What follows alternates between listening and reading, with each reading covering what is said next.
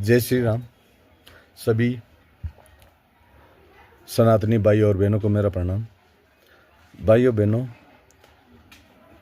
हम बाहर की चुनौतियों से नहीं हार रहे हैं, बल्कि हम अंदर की कमजोरियों से हार रहे हैं। बुरा न माने, आप और हम सभी गिरगिट से बड़े वाले रंग बदलने वाले हैं। हमारे साथ कोई भी वारदात होती है, हम केवल सड़कों पर उतरकर पाकिस्तान हाय हाय, कैंडल मार्च, श्रद्धांजलि, व्हाट्सएप फेसबुक पर इमोजी, मैसेज भेजकर इतिश्री कर लेते कि हमने अपना कार्य परिपूर्ण कर लिया। कुछ दिन हम गुस्सा रहते हैं पाकिस्तान से, चाइना वाले मामले में चाइना से, और फिर हम उसी डरे पर लौट आते हैं। तो हम बहुत जल्दी रंग बदल लेते हैं। हम उस आग को जला के नहीं रखते, जबकि जो शांति दूत हैं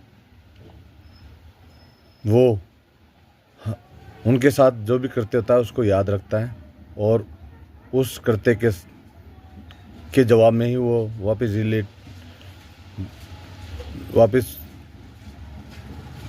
घटनाओं को अंजाम देता है। और उसमें हमारे या तो जवान मारे जाते हैं या हमारे कोई भाई मारे जाते हैं। और अभी जो अटैक हुआ है उसमें जाति किसी से नहीं पूछी, सबसे धर्म पूछा।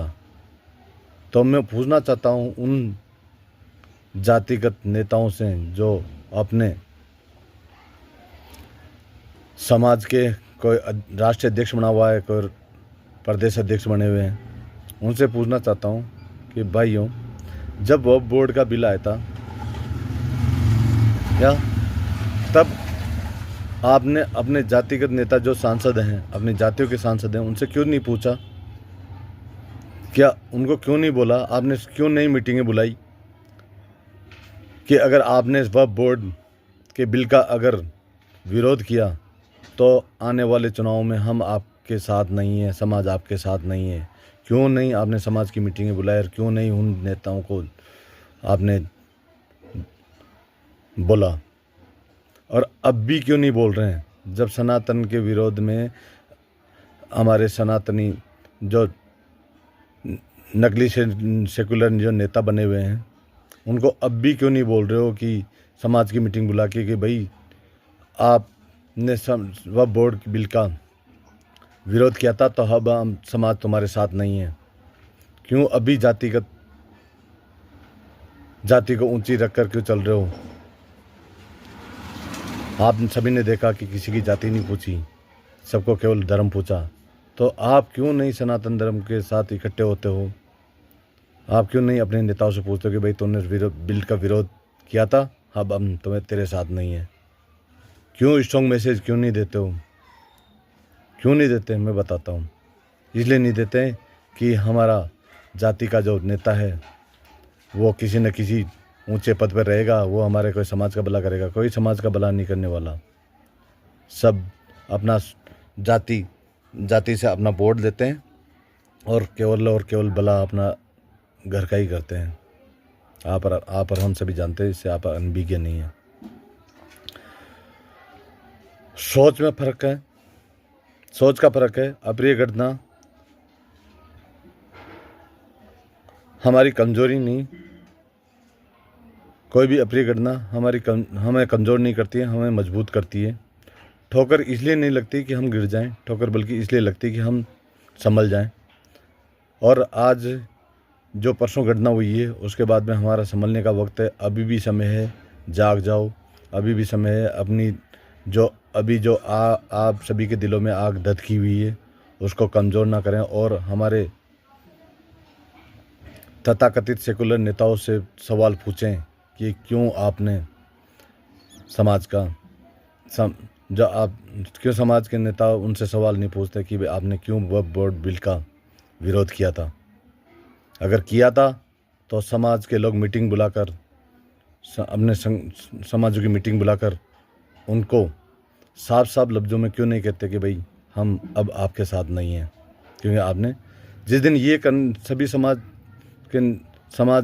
के लोग ये करने लग जाएंगे, ये लोग अपना आप ठिकाने आ जाएंगे, और जो शांति दूत जो ये घटनाएं कर रहे हैं उसके अंदर उनकी कमर टूट जाएगी। क्योंकि सबसे ज़्यादा जो साथ देने वाले हैं, जो सबसे ज़्यादा गद्दार हैं, वो हमारे अपने हैं।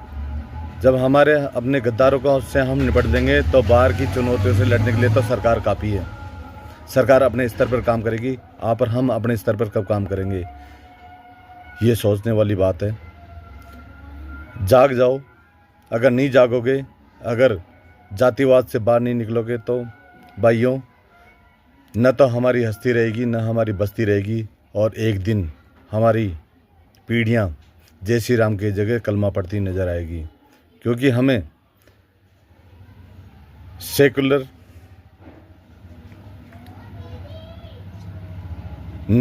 सेकुलर का ऐसा इंजेक्शन पिछली राज करने वाली पिछली पार्टियों ने दिया है कि सेकुलर का ऐसा इंजेक्शन, ऐसा अफीम हमारे को चटाई है कि हम उससे अभी तक भी बाहर नहीं आ रहे हैं, हमारा नशा नहीं उतर रहा। अगर ऐसी घटनाओं से भी अगर आपका सेकुलर रूपी अफीम का अगर नशा नहीं उतर रहा, तो इन नेताओं का कुछ नहीं जाएगा। आप और हमारे को ये नशा उतारना ही पड़ेगा। इन नेताओं का कुछ नहीं जाएगा, ये अपना घर भर रहे हैं और ये कहीं जाके सेटल हो जाएंगे। लेकिन आप और हम, आम कास्ट, मध्यम वर्ग, छोटा वर्ग, जिसको दलित वर्ग बोलते हैं, ये कहाँ जाएगा? या ये कलमा पड़ेगा या फिर अपनी गर्दनें कटवाएगा, और ये अपने साथ हमेशा होता रहेगा।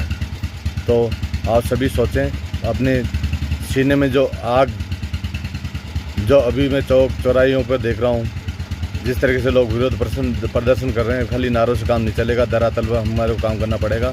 हमें अपनी सोच और क्रियाकलापों के अंदर परिवर्तन लाना पड़ेगा। मैं ज़्यादा वीडियो के माध्यम से बता नहीं सकता, लेकिन आप सभी समझदार हैं, हमें क्या करना है वो करें और इस आग को ठंडी नहीं होने दें। धन्यवाद।